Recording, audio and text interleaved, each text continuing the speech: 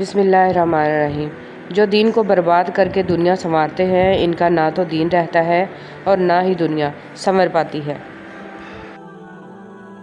نماز۔ نیند کو قربان کرو نماز کے لیے، ہزاروں سال قبروں میں ہم نے سونا ہی ہے۔ اس رب کو راضی کر لیں، بے شک نماز نیند سے بہتر ہے۔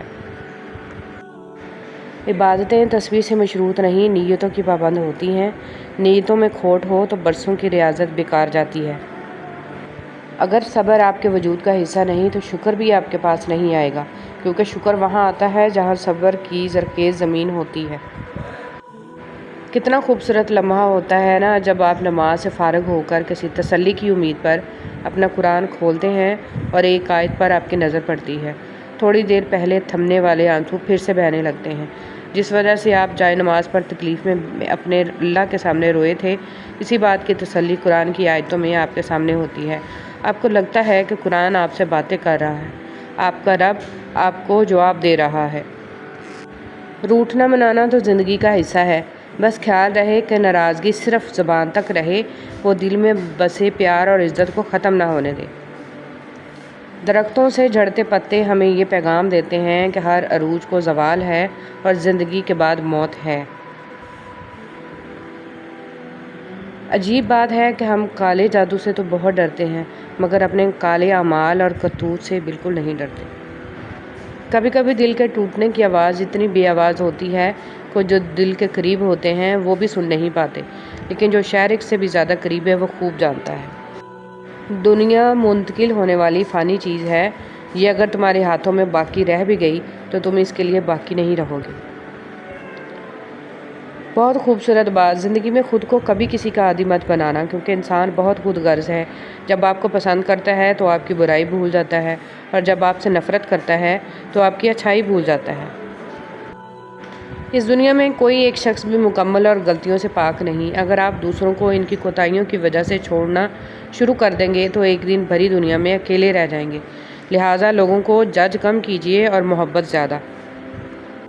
بہت اچھے ہو کر بھی آپ ہر کسی کے لیے اچھے نہیں ہو سکتے، کہیں برے بنا دیے جاتے ہیں، کہیں برے ثابت کر دیے جاتے ہیں۔ اچھے انسان کی تعریف کے لیے اتنا ہی کافی ہے کہ یہ کسی کو تکلیف نہیں دیتا۔ خاموشی اتنی گہری تو ہونی چاہیے کہ بے قدری کرنے والوں کی چیخیں نکل جائیں۔ کبھی کبھی اپنی خوشیوں کو حاصل کرنے کے لیے جھکنا پڑتا ہے، اور وہ جھکنا رائیگاں نہیں ہوتا۔ پھولوں جیسے لوگ، صرف پھول ہی نہیں، کچھ انسانوں کی خصوصیات بھی ایسی ہوتی ہیں جنہیں دیکھتے ہی طبیعت کھل اٹھتی ہے، اور بات کر کے تو انسان کے دکھ کم ہونے لگتے ہیں، کیونکہ وہ لوگ دکھ بانٹنے کا کام کرتے ہیں۔ ایسے لوگوں کا اب قحط پڑ چکا ہے، اور جو بچ گئے ہیں وہ دکھ دینے والوں کے خوف سے غائب رہتے ہیں۔ محبت سب سے پہلے انسان کی اکڑ اور انا کو ختم کرتی ہے، پھر روح میں اترتی ہے اور وہاں سے انسان کو مخلص اور محسن بنا دیتی ہے۔ اور جب انسان کی میں ختم ہو جاتی ہے تبھی وہ عشق حقیقی کے لیے چن لیا جاتا ہے، پھر چاہے وہ عورت ہو یا مرد۔ کبھی جو اس راستے پہ چلتے ہوئے تم تھکنے لگو تو یہ ضرور سوچنا کہ کتنے ہی لوگ ہیں اس دنیا میں جو اس دنیا کے پیچھے کھپا رہے خود کو اور تمہیں تو اللہ نے ان لوگوں میں چنا جو اس کے لیے اس کی راہ میں تھک رہے ہیں۔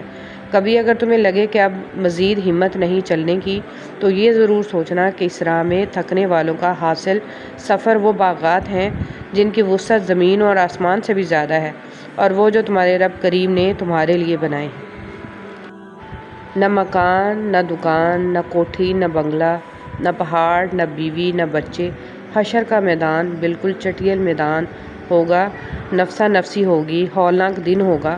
یا اللہ اس دن رسوا ہونے سے ہم سب کو بچا، نیک عمل کی توفیق عطا فرما، آمین۔ انسان مرتا نہیں، مار دیا جاتا ہے، لفظوں، لہجوں اور رویوں سے، اور جب وہ صبر کی آیتیں حفظ کر لیتا ہے تو دنیا کہتی ہے تم تو بہت بے حس ہو۔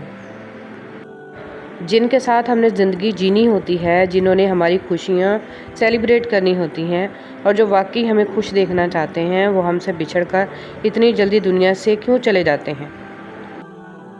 فجر کا سجدہ تھا، چاند آنسو تھے، دل کی باتیں تھیں اور دل کا خالق تھا جو کن کا مالک تھا۔ بہت پرسکون ملاقات تھی جو رب کے ساتھ تھی۔ ہمیں اللہ سے دعا کیوں مانگنی چاہیے؟ تم یہ کیوں نہیں سوچتے کہ دینے والا مقدر اور تمہارے وسوسوں سے بہت بڑا ہے؟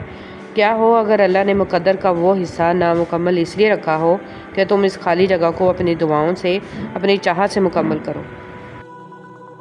ہر کسی کے لیے نعمتیں بھی الگ ہیں، ہر کسی کے لیے آزمائش بھی الگ، ہر کسی کی کہانی الگ ہے اور سبق بھی الگ ہے۔ کبھی کسی کو دیکھ کر یہ مت سوچیں کہ میں محروم ہوں، آپ پر بھی آپ کے رب کی بہت عطا ہے۔ جن بڑے بڑے گناہ کے کاموں سے تمہیں منع کیا گیا ہے، اگر تم ان سے بچتے رہے تو ہم تمہاری چھوٹی موٹی برائیوں کو تم سے، تمہارے حساب سے محو کر دیں گے اور تمہیں عزت کی جگہ داخل کریں گے۔ رویے کا عادل وہ شخص ہے جو اپنے لیے جو رویہ پسند نہیں کرتا، دوسرے کے لیے بھی نہ کرے، اور جس طرح کا سلوک اپنے لیے چاہتا ہے اسی طرح کا وہ دوسروں کے لیے بھی پسند کرے۔ میں کسی سے سننا محبوب رکھتا ہوں۔ حضرت عبداللہ بن مسعود رضی اللہ تعالیٰ عنہما نے بیان کیا کہ مجھ سے رسول صلی اللہ علیہ وسلم نے فرمایا، مجھے قرآن مجید پڑھ کر سناؤ۔ میں نے عرض کیا، کیا میں سناؤں؟ آپ صلی اللہ علیہ وسلم پر تو قرآن مجید نازل ہوتا ہے۔ حضرت صلی اللہ علیہ وسلم نے فرمایا کہ میں کسی سے سننا محبوب رکھتا ہوں۔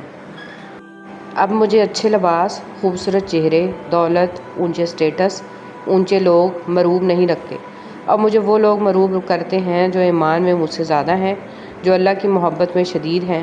رشک آتا ہے مجھے ان پر جن کا بھروسہ اللہ کی ذات پر خود سے بھی زیادہ ہوتا ہے۔ اب مجھے ایسے لوگ آئیڈیل لگتے ہیں جن کو دیکھ کر ہی اللہ یاد آ جائے۔ انسان اپنی انگلیوں کا استعمال اپنی خامیوں کو گننے کے لیے کرے تو اسے دوسروں پر انگلیاں اٹھانے کا وقت نہ ملے۔ ماں سچ کہا کرتی تھی کہ سوچیں انسان کو بوڑھا کر دیتی ہیں۔ اللہ تعالیٰ نے معراج کی شب آپ صلی اللہ علیہ وسلم سے فرمایا، جو ٹوٹے ہوئے دلوں کو جوڑ دے اس کو جنت میں بھیجنا مجھ پہ لازم ہو جاتا ہے۔